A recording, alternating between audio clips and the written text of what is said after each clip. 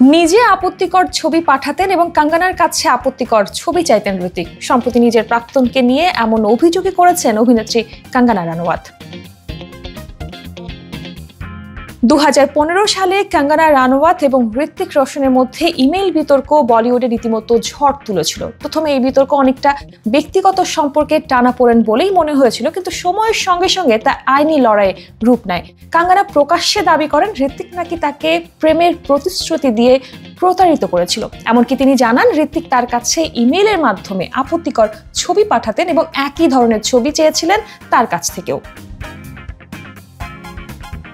হৃতিক রোশন এই অভিযোগ অস্বীকার করেন এবং আইনি পদক্ষেপের সিদ্ধান্ত নেন। তার পক্ষের আইনজীবীরা কাঙ্গনার দাবিকে ভিত্তিহীন এবং মিথ্যা বলে দাবি করেন।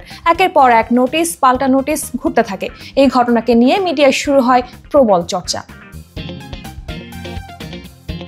হৃতিক আইনি সাহায্য নেয়ার পর কাঙ্গনা কিছুটা চাপে পড়লেও তার ঠোঁট কাটা স্বভাবের কোনো পরিবর্তন হয়নি, বরং সময় যত গড়িয়েছে কাঙ্গনা তত বেশি করে নিজের অবস্থানকে জোরালো করেছেন।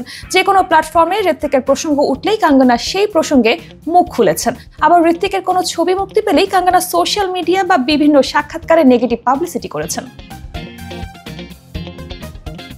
কাঙ্গনা যেন প্রতিজ্ঞা করেছেন হাতে না মারলেও হৃতিককে ভাতে মারবেন। তার বক্তব্যে বারবার উঠে আসে হৃতিক তাকে শুধু ঠকায়নি, আত্মসম্মানেও আঘাত করেছেন। তাই সুযোগ পেলেই কাঙ্গনা তার ক্ষোভ জানাতে ছাড়েন না।